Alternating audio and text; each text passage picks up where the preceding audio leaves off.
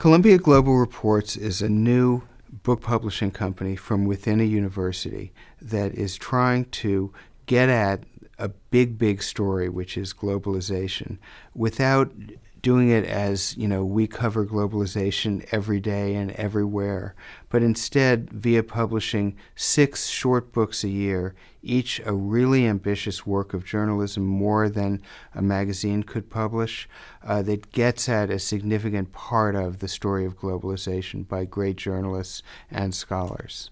What we have in the world today is a very great need for more in-depth, serious journalism about global issues. And we've watched major press outlet after press outlet pull back from the world, close bureaus, rely on stringers, only go to where the major issue is at the moment and then leave and not return. So I have long felt that a university should take on, to some extent, this mission. So Lee is extremely interested in journalism, and that's quite rare for a university president.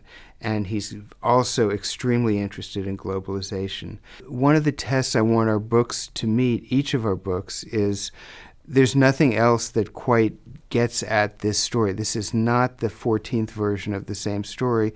This is a new story. This is something that a general reader can read and say, wow, I didn't know this, or I hadn't thought of it this way. What we have is this outstanding set of small books, longer than just an essay, but shorter than an academic book, on very, very significant and interesting issues. Our first book is about the global financial system.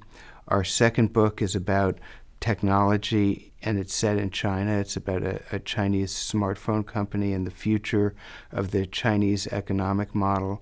Our third book is a sort of rollicking and comic tale about little island countries that go into the business of selling citizenship in bulk. I think the notion that Fannie and Freddie are a global concern is really ironic on the surface, and it almost sounds far-fetched because homes are the most domestic asset there is, right? They are literally rooted to the ground, rooted to our soil.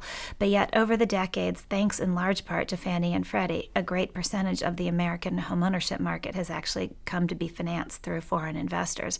So Fannie and Freddie helped design a system where a saver in China can finance the purchase of a home in Canada.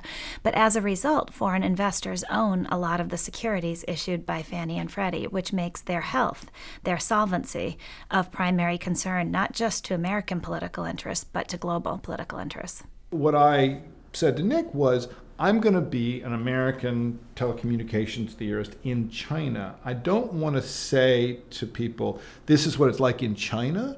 What I want to say is, here's how what's going on in China might affect the rest of the world. I wouldn't have done a study of a local company, a company that only sells phones in China. What's interesting about Xiaomi is not only are they the most global of the telecommunications firms that sell to consumers, but they've been aggressively global from their inception. They always meant to be global. And that's new. The book is about global citizenship, which is another term for the market for buying and selling passports. The book also talks about very poor disenfranchised people who are having passports bought for them by governments who don't want to give them citizenship of that country. The two worlds are very different. On one hand, you have a business whose motto is, you can never be too rich, too thin, or have too many passports.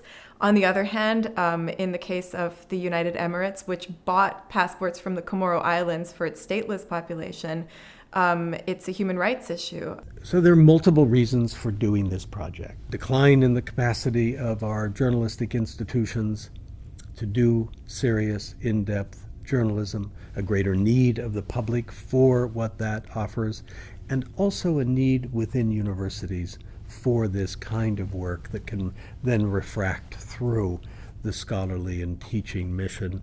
And I think we'll look forward to seeing coverage of issues that you will get no place else in the world.